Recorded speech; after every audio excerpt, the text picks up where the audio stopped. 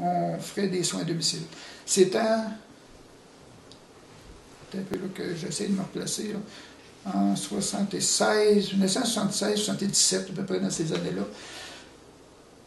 Qu'est-ce que tu peux dire comme directeur des soins quand une infirmière vient te voir, puis t'offre d'organiser des soins palliatifs à domicile et se mettre en disponibilité. Et toutes les infirmières qui avaient aux soins à domicile étaient toutes d'accord à faire ça. Tu sais, là, j'ai dit, ben oui, vas-y, organise-les. J'ai dit, je vais te supporter jusqu'au bout. Parce que là, ça demandait que des infirmières qui étaient de garde, ça demandait des infirmières qui pouvaient être disponibles le jour de Noël, le réveillon de Noël. Et elles le faisaient. Alors, les soins palliatifs, encore à domicile, c'est dans ces années-là, 76, 77, on était encore dans les premiers CLSC au Québec à faire des soins palliatifs. J'ai toujours aimé avancer tout le temps. Bon, c'est ça. C'est excellent. Vous avez répondu à une question. Plusieurs questions. Oui, c'est ça. Dans un élan. Est-ce que vous avez d'autres choses à nous raconter ou peut-être que moi je pensais est-ce que vous avez une parole à dire justement pour inspirer les futurs infirmiers? Les infirmiers ou les infirmières, parce que moi je dirais que c'est une profession extraordinaire. Il y a tellement de choses à faire dans cette profession-là que moi j'ai adoré. Ben, ça paraît. Ouais.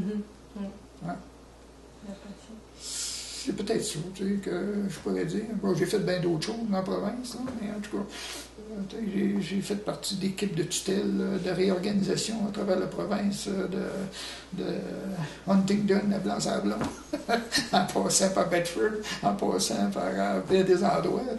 Tu sais, là, j'ai eu des expériences au cours des dernières années, là, à tous les 2 ans. J'avais d'autres expériences qu'on me demandait. On me demandait d'aller aider, réorganiser des établissements, en autant que mon établissement ne tombe pas en ruine. Il me faisait revenir de temps en temps, parce que là, il y a eu des problèmes là, de réorganisation aussi, là, mais en tout cas. Mais c'est une profession que demain matin, je recommencerai. Puis il n'y a pas à dire, gradué en 64. On est rendu en quoi, là? On est rendu en quelle année? En 2012. Puis je travaille encore un peu. Je travaille encore, je ne pouvais pas laisser complètement. J'avais dit, quand j'ai pris ma retraite en 61, j'ai dit, là, bon, je vais faire une couple d'années. Là, je vais prendre ma 9e année à m'occuper d'un enfant à domicile, des soins à domicile. Ouais, c'est parce que j'aime ça. Vous allez question. Oui, est-ce que vous pourriez me raconter comme un événement qui vous a marqué dans votre carrière? Ça pourrait être drôle ou horrible. Je ne vais peut-être pas. J'ai tellement ri dans toute ma carrière. J'ai essayé d'en chercher un parmi toute l'histoire. Qu'est-ce que je pourrais bien vous raconter? Tellement de choses. Je sais pas, là. Rapidement, là, j'ai pas pensé à. J'ai pas pensé à ça. C'est vrai qu'il y en a trop. Oui, c'est ça. Il y en a beaucoup. C'est les boules de pétard, ça, j'ai bien aimé ça. Vous avez parlé de la gynécologie. Tantôt, vous aviez quelque chose de drôle à nous raconter. Ça vous a mené à quelque part? En gynéco. Non? Obstétrique, c'est ça, c'est l'histoire de la cohabitation. C'est la cohabitation, mais ça, la cohabitation, c'était sérieux quand même. On partait d'une époque où la contamination, les infections étaient mis au top. Je disais pas qu'il fallait pas faire. Il y avait des précautions à faire quand même. Là, le bébé, quand tu sortais de la pouponnière, il fallait qu'il y avait quand même respect là, de l'incubateur ou de la couchette, le petit chose. Il fallait quand même faire attention. On ne faisait pas exprès. Là, parce que si au départ, on manquait notre coup, on manquait, là. On marchait sur une corde, là, bien serrée. Là, puis on dit, si on manque notre coup, là, c'est fait. Là, on ne pourra plus, ou ça va prendre encore quelques années avant de pouvoir recommencer. Ça, la cohabitation de mes enfants, ça a été, pour moi, là, ça a été quelque chose là, d'extraordinaire là, d'avoir pu faire ça. Quelque chose de drôle. C'était surtout durant mon cours. Il y avait des affaires bien drôles là, que je faisais. Là, je faisais choquer mon moniteur de temps en temps.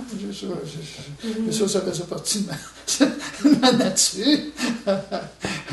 Mais on avait tellement de plaisir, là, que ce soit en nutrition, que ce soit quand on allait faire nos stages à la cuisine. Là, on s'amusait comme des petits fous. Là, mais quand tu deviens cadre supérieur, faut que tu fasses attention.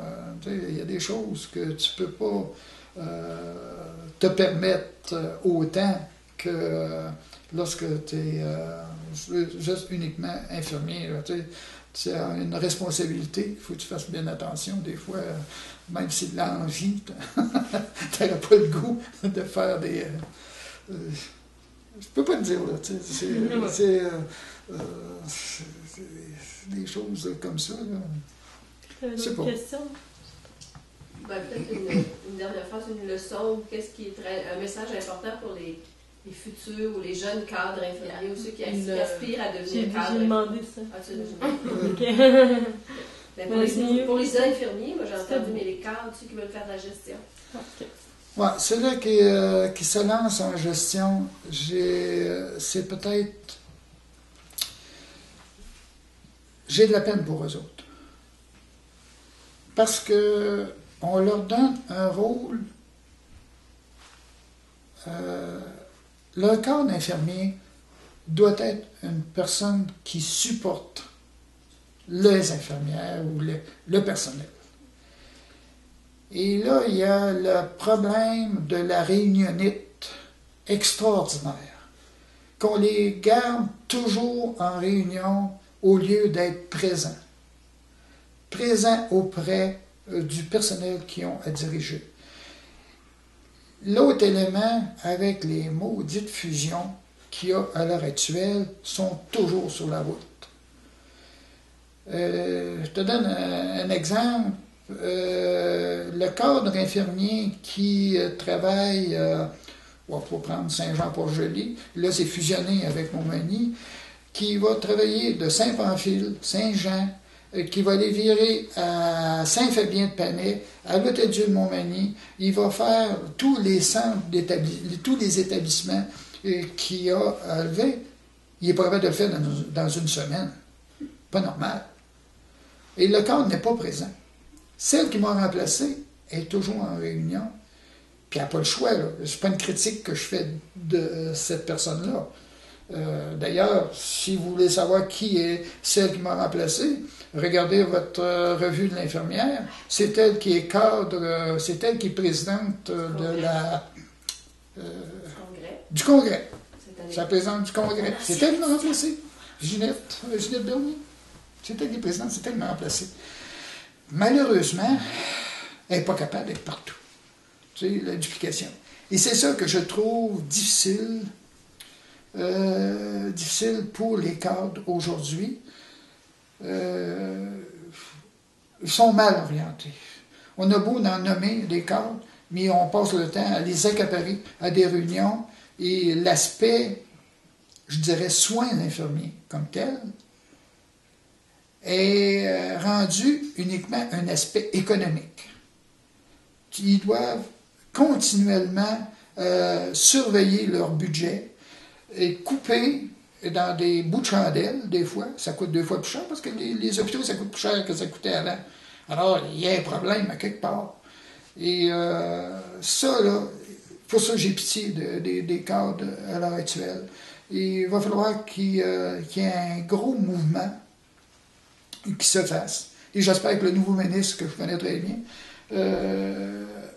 va essayer d'apporter une correction. Si jamais j'ai la chance de le rencontrer, Régent, parce que je peux le tutoyer et l'appeler par son petit nom, Régent Hébert, c'est ce que je lui dirais. Défusionne, ma grand Dieu. C'est l'administration des établissements coûte plus cher pour avoir fusionné. Là, il y a un problème. Il y a un problème majeur. Alors, c'est de remettre les CLSC et CHSLD.